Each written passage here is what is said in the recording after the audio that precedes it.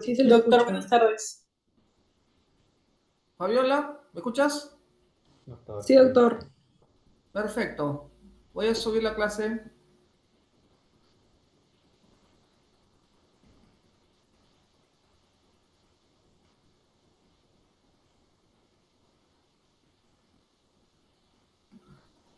Por favor, confírmeme que se ve la pantalla.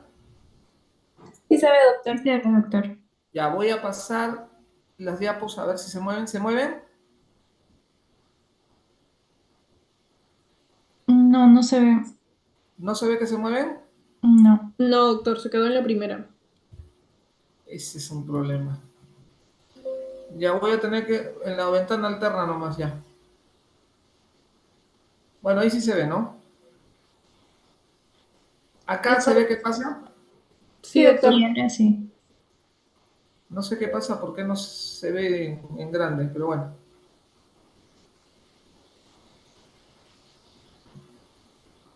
Vamos a hablar acerca de la hipertensión arterial y el manejo de la hipertensión arterial y lo interesante que actualmente estamos utilizando tratamientos combinados para el manejo de la hipertensión arterial. Vean cómo la primera causa de muerte en el mundo, doctores, son las enfermedades cardiovasculares. Se estima que en un año mueren 18 millones de personas víctimas de enfermedad cardiovascular. De todos los muertos que se producen en un año, la tercera parte son por enfermedades cardiovasculares. A la cabeza, la enfermedad isquémica del corazón, los infartos y el stroke. Este es un reporte de la Organización Mundial de la Salud publicado en 2020, en el cual evaluó la mortalidad, las principales causas de mortalidad desde el año 2000 hasta el año 2019, siendo la enfermedad cardiovascular la primera causa de muerte, como ustedes pueden ver ahí. Enfermedad isquémica del corazón, segundo, accidente cerebrovascular. Pues bien, teniendo en consideración que la mayor cantidad de pacientes se mueren por enfermedad cardiovascular, ¿cómo es esto aquí en el Perú? ¿Cuál es la primera causa de muerte en el Perú? La primera causa de muerte en el Perú es la neumonía del anciano. Recién la enfermedad cardiovascular, como ustedes pueden ver, es la segunda causa de muerte en el país. Pero si juntamos la enfermedad coronaria y el accidente cerebrovascular, estas superan a las infecciones respiratorias, como ustedes pueden ver. Se estima que dentro de algunos años también la enfermedad cardiovascular sea también la primera causa de muerte en el Perú, como lo es prácticamente en todo el mundo. Por ahora, de acuerdo a los últimos registros, la neumonía del anciano es la primera causa de muerte en el Perú y la enfermedad cardiovascular es la segunda. Existen muchos factores de riesgo que conllevan a que una persona desarrolle enfermedad cardiovascular. Hipertensión arterial, diabetes, el tabaco, el sobrepeso, el colesterol elevado, etc. De todos los factores de riesgo que desarrollan enfermedad cardiovascular, el factor de riesgo que más está presente, el factor de riesgo que más prevalencia tiene en los pacientes con enfermedad cardiovascular es la hipertensión arterial. Por lo tanto, la hipertensión arterial es el principal factor de riesgo presente en los pacientes con enfermedad cardiovascular. Miren, doctores, el año 2000 se estimaba que existen 1.000 millones de hipertensos en el mundo. ¿Okay? Se estima que para este año, 2025, esos aumenten en un 60%. O sea que ahorita en el mundo existan aproximadamente 1.600 millones de hipertensos, con un gasto importante sanitario a nivel mundial para tratar de controlar esta enfermedad que tanta prevalencia tiene y que muchos de nosotros vamos a tener relación con esta hipertensión arterial. Muchos de nosotros van a tener papás, abuelos, tíos, hermanos con hipertensión arterial. Cuando no, muchos de nosotros, probablemente la mitad de los que estemos en este chat, sufra de hipertensión arterial en algún momento de sus vidas. Miren cómo ha evolucionado la hipertensión arterial del año 1990 al año 2019, publicación de Lancet, ¿ok? 1.200 estudios representativos en un montón de pacientes, aproximadamente 104 millones de pacientes. En el año 1990 eran casi poco más de 600 millones de hipertensos distribuidos entre hombres y mujeres. Para el 2019 son casi 1.200 millones de hipertensos. Y como les digo, se estima que para este año 2025 ya sean 1.600 millones de hipertensos. Las prevalencias más bajas en el mundo estaban reportadas en Perú y en Canadá. Cosa más rara, ¿no? Probablemente nosotros estamos ahí porque no tenemos un buen registro, tenemos subregistros. Aproximadamente el 24 o 25% de prevalencia en Perú y en Canadá. Como ustedes pueden ver, el estudio de la hipertensión arterial ha hecho que tengamos que ver la prevalencia en nuestro medio. Entonces, hay ensayos clínicos que fueron hechos aquí en Perú, Sociedad Peruana de Cardiología, el año 2007 y el año 2011. Este es el último ensayo clínico del 2011, el ensayo clínico Tornasol, hecho en población peruana, el cual determinó que el 27,3% de adultos mayores de 18 años, en esas fechas casi 5 millones de personas, eran hipertensos. De estos hipertensos que hemos encontrado, miren, menos de la mitad estaban diagnosticados y solamente el 17% estaban adecuadamente controlados con medicación. Prácticamente en el Perú, ¿ok?, del total de hipertensos, solamente la mitad tienen su diagnóstico y solamente la quinta parte son hipertensos con tratamiento y que están adecuadamente controlados. Esa es nuestra realidad. Y han habido una serie de estudios nacionales, supranacionales, grandes, pequeños, en distintas zonas del país que trataron de determinar la prevalencia de la hipertensión arterial con mucha mayor certeza. Hasta tener esta publicación del 2021 de un autor, Ruiz Alejos, el cual determinó que la prevalencia de la hipertensión arterial en el Perú es aproximadamente del 24%. Del 22%, como ustedes pueden ver ahí en amarillo, 22%. Distribución homogénea entre hombres y mujeres. Prácticamente 1 de cada 5 peruanos tiene hipertensión arterial. Hay 4 casos nuevos por cada 100 personas al año con hipertensión arterial y solamente la mitad de los pacientes hipertensos tienen diagnóstico previo. O sea, hay un 50% de hipertensos que caminan por ahí, doctores, y que no saben que tienen el problema. Y eso es fácilmente explicable. El 2022 salió este análisis espectral, de cuáles son los sitios donde probablemente más abunda la hipertensión arterial. Y se vio que la hipertensión arterial es una enfermedad que está netamente más desarrollada a nivel de la costa. Costa norte, costa centro, en el sur, Tacna, Moquegua. En ciertas zonas de la sierra como Cajamarca, Cusco, Arequipa, podemos ver también algunos rasgos de hipertensión arterial, así como en la selva, Iquitos, Madre de Dios y Tarapoto. Pues bien, a pesar de que conocemos mucho sobre esta enfermedad, la hipertensión arterial, aquí en la última columna pueden ver el pobre control de la presión arterial a lo largo de muchos años en los llamados países del primer mundo, Japón, Inglaterra, Alemania, España, Suecia, Italia o Estados Unidos. Miren las pobres tasas de control de la hipertensión arterial.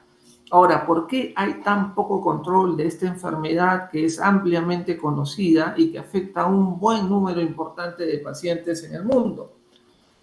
Una de las respuestas es que la hipertensión arterial, doctores, es el llamado asesino silencioso. ¿Qué significa esto? Significa que la hipertensión arterial, una vez que se produce, una vez que se presenta, no ocasiona sintomatología.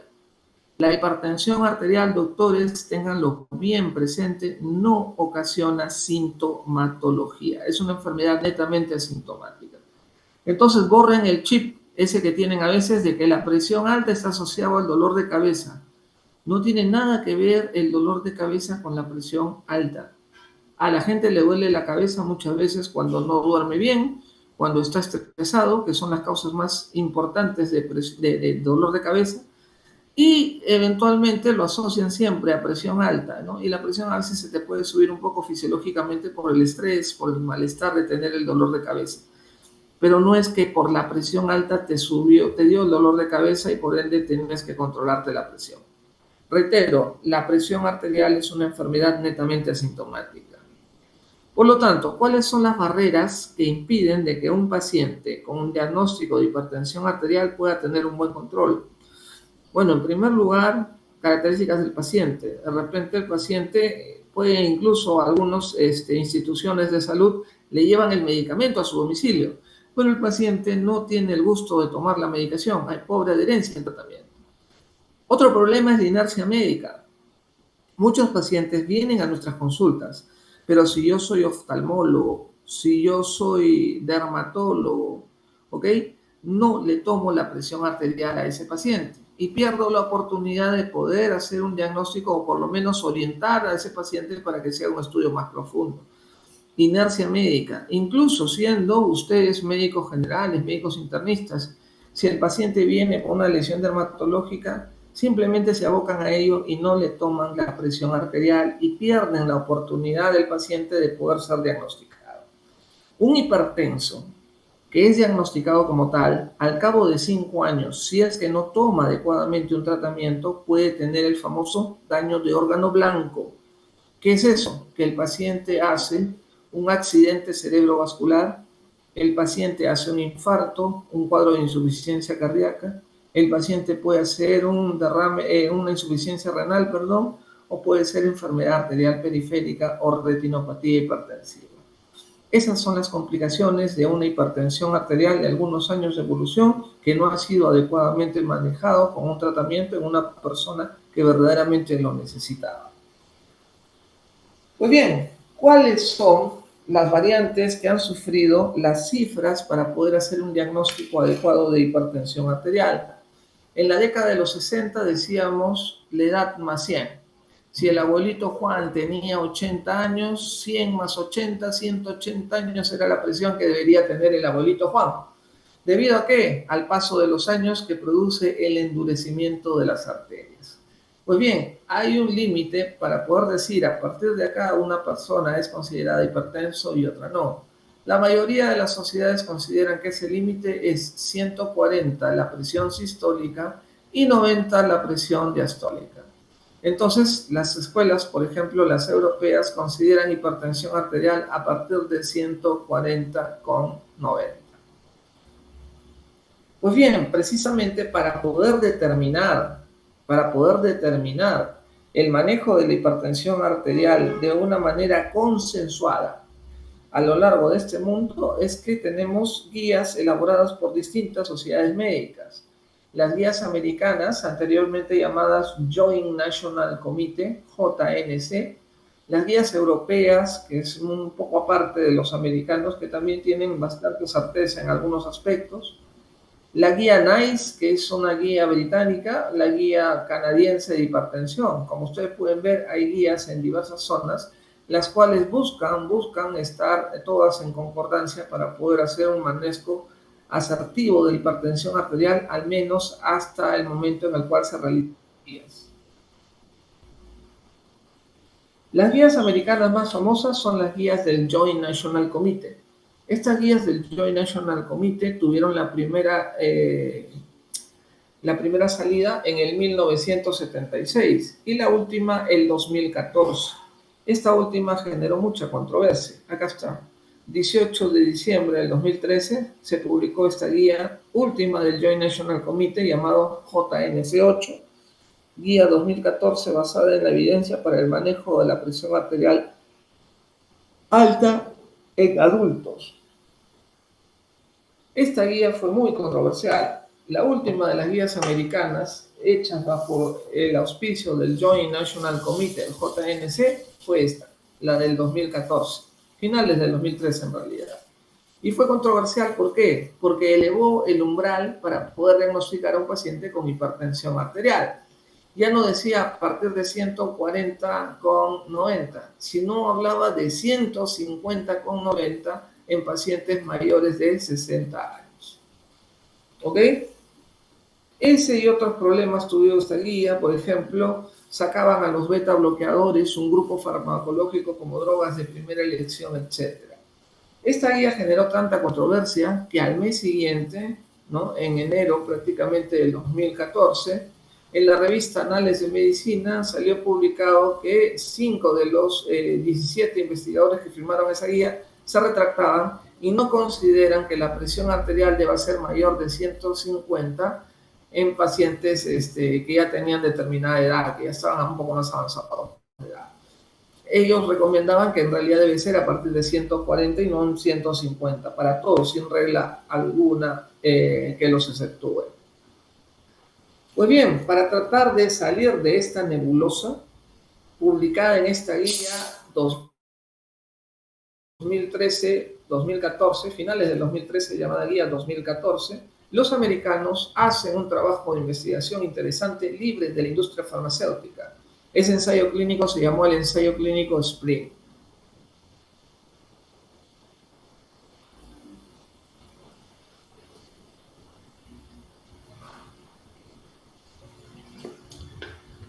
Este ensayo clínico SPRING tuvo dos brazos de control. Llevar a un paciente a un objetivo de tratamiento estándar, teniendo como control la presión arterial sistólica menos de 140. Y el otro objetivo fue llevar al paciente a un objetivo de tratamiento intensivo, o sea, llevar al paciente a una presión arterial sistólica más intensa, más abajo de 120. Un objetivo, la sistólica menos de 140, y el otro objetivo más intenso, la sistólica menos de 120. Pues bien, ¿cuál creen que produjo menos mortalidad? ¿Llevar la presión arterial sistólica menos de 140 o llevar la presión arterial sistólica menos de 120? Eso nos ayudó a este ensayo clínico SPRING. Los del tratamiento intensivo, a los que se les llevó la presión arterial a menos de 120, tuvieron mayor reducción del punto final primario: infarto, síndrome coronario agudo, accidente cerebrovascular, falla cardíaca y muerte cardiovascular, versus el otro tratamiento que les estoy mencionando. Entonces, ustedes pueden ver que este ensayo clínico SPRING hubo una reducción importante, una reducción de moro y mortalidad por todas las causas y 25% más con el tratamiento intensivo, con el tratamiento menos de 120,70. Entonces aquí se refuerza la idea de que mientras más bajo mejor. Las guías americanas del Joint National Committee pasaron a mejor vida y el 13 de noviembre de 2017 salen unas nuevas guías americanas, pero ya no trabajadas bajo el sistema del Joint National Committee, sino trabajadas bajo el binomio ACC-AHA, Colegio Americano de Cardiología, Asociación Americana del Corazón, entre otras sociedades que ustedes pueden ver ahí. Pues bien, esta nueva guía americana, que ya no va a ser el JNC, establece nuevos valores de hipertensión arterial. ¿Se acuerdan que por reglas generales a partir de 140,90? Pues bien, acá los americanos dicen hipertensión es a partir de 130,80. 130,80. A partir de 140,90 ya es hipertensión, pero estadio 2. Hipertensión estadio 1 son los que tienen la presión arterial sistólica entre 130 y 139 o la diastólica entre 80 y 89. Estadio 1. A partir de 140,90 la guía americana considera que es un estadio tipo 2. Pues bien, ¿qué dicen los americanos en respecto a su esquema de manejo? Nos dicen de que el tratamiento con hipertensión, los pacientes con hipertensión estadio 1 debe ser dado siempre y cuando sean pacientes de alto riesgo. En el estadio 2 todos deben tomar presión, todos deben tomar pastillas. Entonces, estadio 2 a partir de 140,90, según los americanos, reitero, deben ir todos a un tratamiento farmacológico. Y el estadio 1, los que tienen la sistólica entre 130 y 139 o la diastólica entre 80 y 89, tienen un beneficio de evaluar si son pacientes de alto riesgo o no. Si son pacientes de alto riesgo, van a tratamiento farmacológico. Si están en ese rango de presión arterial y son pacientes de bajo riesgo, ellos van solamente a cambios en el estilo de vida. Pues bien, a desmedro de esta guía americana del 13 de noviembre del 2017, el 24 de agosto del 2018, sale la guía europea, que ya lo habían presentado meses antes en el Congreso Europeo de Hipertensión, en el Congreso Europeo, de Cardiología. ¿Qué nos dice esta guía europea? Que es hipertensión arterial en colores rosados a partir de 140,90. ¿Ok? Para la guía europea no baja más la cifra 130,80, sino a 140,90.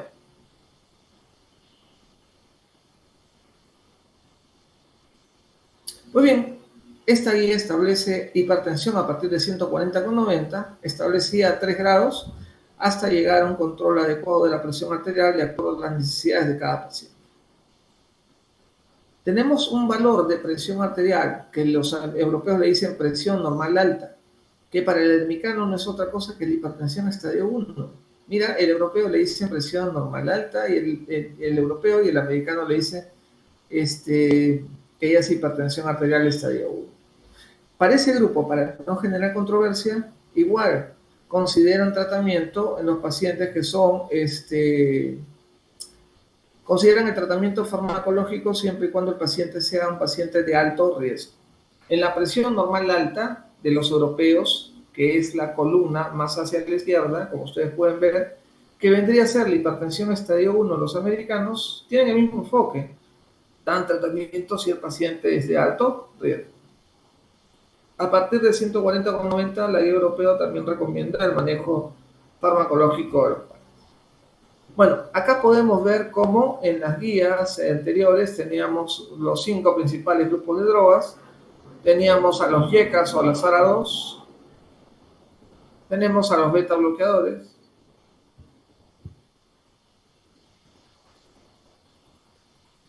entonces reitero, por favor, los 5 grupos farmacológicos para el manejo de la hipertensión arterial que nos recomiendan la guía europea son YECAs, ARA2, beta bloqueadores, bloqueadores de canal de calcio y diuréticos. Los 5 grupos farmacológicos que recomiendan los europeos. Los americanos no. Los americanos sacan de este grupo al beta bloqueador y lo ponen como una droga de segunda o de tercera línea, no como droga de primera línea. Lo cual yo no estoy de acuerdo, pero es lo que está elaborando los guías americanas. Los europeos sí son más homogéneos y consideran que los 5 grupos farmacológicos están a la par. Pues bien, la novedad de las últimas guías de manejo de hipertensión arterial desde el 2018 a la fecha, porque tenemos guías europeas de manejo de HTA del 2018, luego tenemos del 2023 y también tenemos del 2024.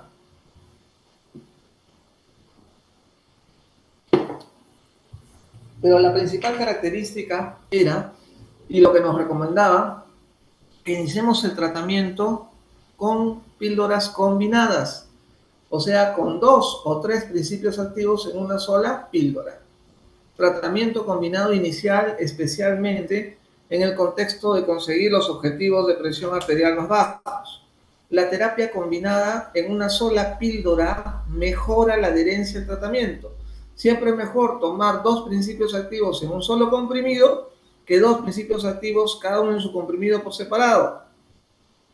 Este tratamiento combinado, lo bueno que puede ser utilizado para la mayoría de pacientes, y el tratamiento simple con una sola droga lo reservan para la presión normal alta o para pacientes muy ancianos o muy frágiles, para ciertos casos especiales que se recomiendan. Bueno, para seguir, un punto importante que quería mencionarles y que yo sé que todos ustedes están bien orientados es, ¿están seguros de lo que medimos en consultorio? Podemos tener mucha variabilidad, podemos tener la hipertensión de la bata blanca, el paciente que no es hipertenso y que le sube la presión arterial cuando está en el consultorio. Podemos tener la hipertensión sostenida, que es hipertenso en todo momento, o normotenso, que es normotenso en todo momento. ¿Ok? Más en azulina estamos hablando de la hipertensión enmascarada. La hipertensión enmascarada, ¿qué cosa es? Es un paciente que viene a control y está con la presión normal, pero en su casa, con sus jefes, no sé con quién se habrá casado, qué sé yo, la presión se le sube en su casa. Entonces es un paciente hipertenso, pero que está enmascarado, está solapado. Entonces lo que tenemos que tratar de estos 4 escenarios es la hipertensión sostenida y la hipertensión enmascarada. Por lo tanto, cuando nosotros hagamos una toma de presión arterial en el consultorio y dejemos que esta toma de presión arterial elevada, consideremos que el paciente es hipertenso, hay que ser muy cautos. ¿Ok? Cuando tú sospechas que el paciente es hipertenso, tienes que hacer, esto es un screening prácticamente, y tendrías que hacer este despistaje en consultorio para confirmar si verdaderamente el paciente tiene presión alta o no. ¿Cuál es el problema? El problema es medir adecuadamente la presión arterial y tenemos que tener en este cuadro todas las consideraciones que son necesarias para la toma de la presión arterial, ¿ok? A veces nos ayudamos de dispositivos electrónicos que son muy buenos, los tensiómetros electrónicos, los tensiómetros digitales, pero ojo, no todos están adecuados a poder trabajar. O sea, eran novedades, pero no todos tenían una validación científica para poder decir, este aparato es el que me va a ayudar a controlar el problema de la presión. Les comento, los tensiómetros electrónicos que venden en los establecimientos, qué sé yo, algunos a veces a buen precio, la mayoría de estos tensiómetros electrónicos no sirven, ¿ok? Solamente 10% de los tensiómetros que están en el mercado están adecuadamente validados. Eso también es otra realidad interesante. El otro problema es que el paciente puede hacerse el diagnóstico midiéndose la presión arterial en el domicilio. Tendríamos que ser muy incisivos para poder hacer un diagnóstico así. Esto es el AMPA. Muy bien, tratamiento farmacológico de la hipertensión arterial. Siempre, doctores, antes de iniciar todo tratamiento farmacológico, vamos a evaluar cambios en el estilo de vida. Esperemos que estos cambios en el estilo de vida signifiquen algo importante en el control de la presión arterial de nuestros pacientes.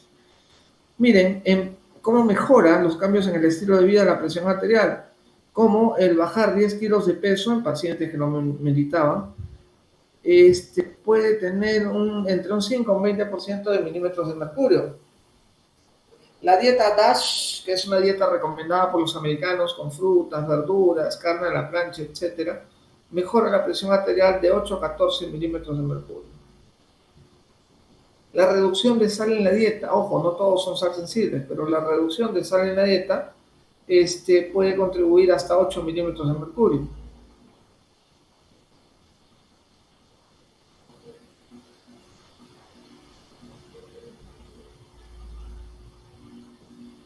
Vean cómo la actividad física y el consumo moderado de alcohol también tienen cierto grado de impacto sobre la presión arterial.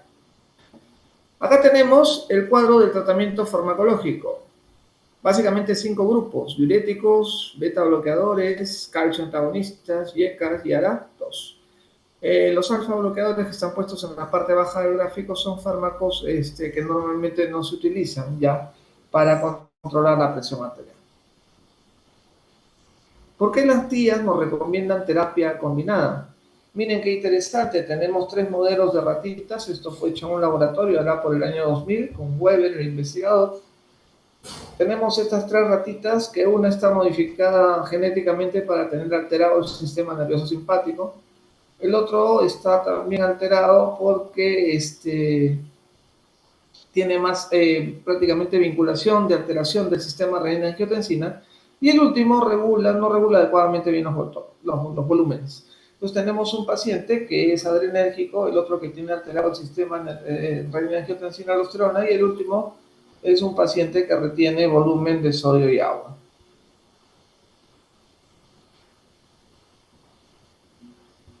Pues bien, se vio en un estudio de Weber que el dar uno de los fármacos contribuía a mejorar la presión arterial hasta determinado sitio. Cuando ponen 2 fármacos, el porcentaje mejora, y cuando ponen 3 fármacos, el porcentaje es bastante amplio para poder decir que una persona está adecuadamente controlada.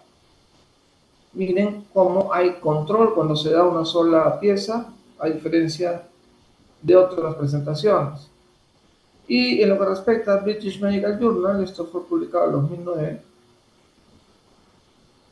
miren cómo el reducir la terapia con Caferma es mucho mejor que el reducir la terapia con el otro fármaco. Por lo tanto, es importante que uno tenga un tratamiento combinado, miren, combinado para poder controlar. Mira, este es el paciente normal, y el tratamiento combinado, miren, la presión arterial sistólica es mucho más baja. mucho más baja, mucho mejor control de la presión arterial en esos contextos cuando utilizamos el tratamiento combinado a baja dosis.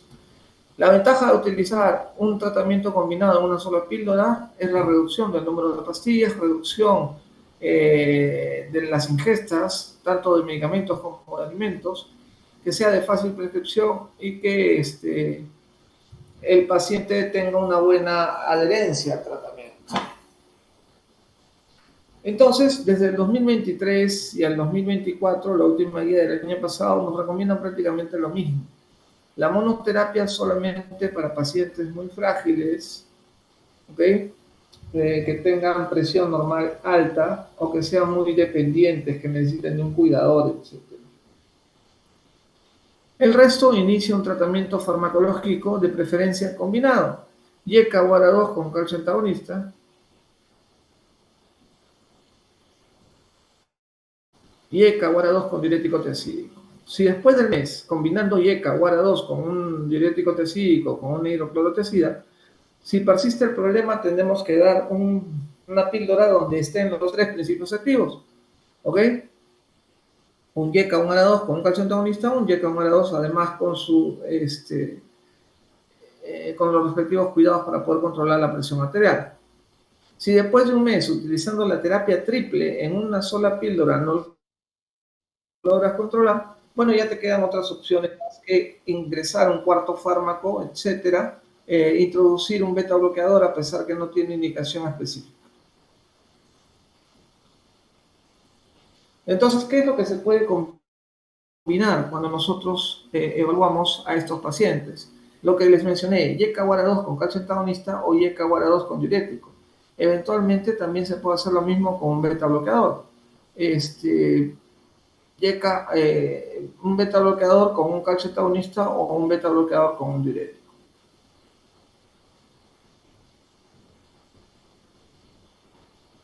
El objetivo de control en la mayoría de pacientes debajo de 130,80, si son adultos mayores, de repente debajo de 140,50.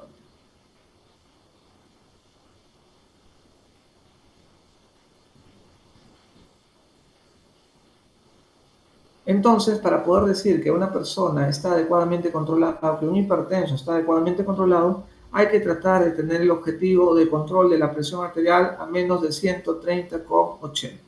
Los americanos en sus guías, un poco antiguas del 2017, no han sacado una actualización nueva, también nos hablan en todos tener una presión arterial controlada a menos de 130,80. Pues bien, esto es lo que les quería decir esta tarde. Si tienen alguna pregunta, con el mayor de los gustos, estamos para conversar.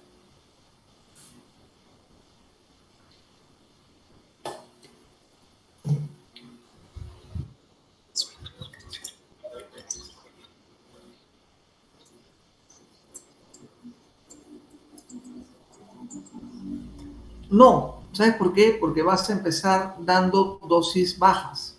La ventaja de dar terapia combinada, ¿qué implica? Implica que no demos la dosis más alta del medicamento, sino dosis más bajas. Al dar dosis más bajas, menos probabilidad de que ocurran efecto adverso. El efecto adverso se presenta cuando tú das las dosis más altas permitidas de algún medicamento. Por ejemplo, el YECA te va a producir entre un 20 a un 40% una tos seca irritativa por una garraspera en la garganta. El calcio antagonista, si el paciente es adulto mayor, 60-70% se le hinchan las piernas. Si el paciente de repente ingiere un diurético tiazídico, este diurético tiazídico puede alterar el perfil lipídico, ¿okay? O puede producir intolerancia a la glucosa. Es mejor manejar estos fármacos de repente en pacientes que no tienen riesgo para diabetes. El beta bloqueador disminuye la frecuencia cardíaca, disminuye la libido, ya son sambelitos que se le han puesto muchas veces estos fármacos y en realidad bien llevados no te producen mayor problema. Entonces es cierto, algunos de repente tratan de tener un tratamiento combinado a baja dosis para poder, ¿qué cosa?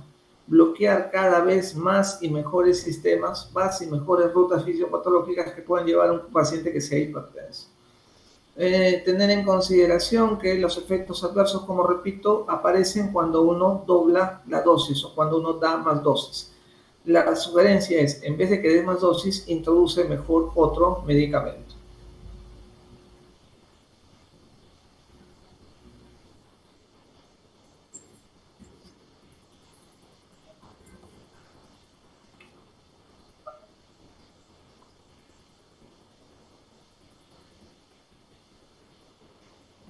Sí, doctor, mire, ahorita lo que hay en el mercado local son 2 fármacos a 3 fármacos combinados en una sola tableta, combinados en un solo comprimido, aquí en el Perú. Se están haciendo estudios con drogas cuádruples que están controlando muy bien la presión arterial y las dosis de estas drogas es prácticamente la cuarta parte de la dosis de lo que usualmente se consume con las drogas a dosis tope, ¿no es cierto? Entonces se ha visto un estudio 4, un estudio quarter field, 4 drogas a la dosis muy bajita, cuarta parte prácticamente de la dosis usual, y cómo controla la presión arterial de una manera eficaz, efectiva, ¿ok? Y que ayuda definitivamente a salvaguardar la vida del paciente.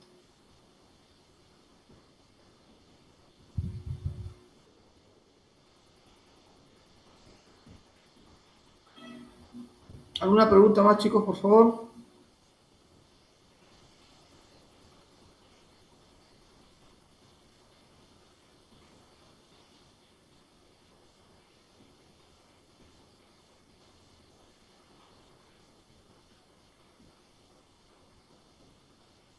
Perfecto, en vista que no hay más preguntas, les agradezco muchísimo. Voy a alcanzarle la clase al delegado para que puedan tenerla y puedan repasarla cuando gusten.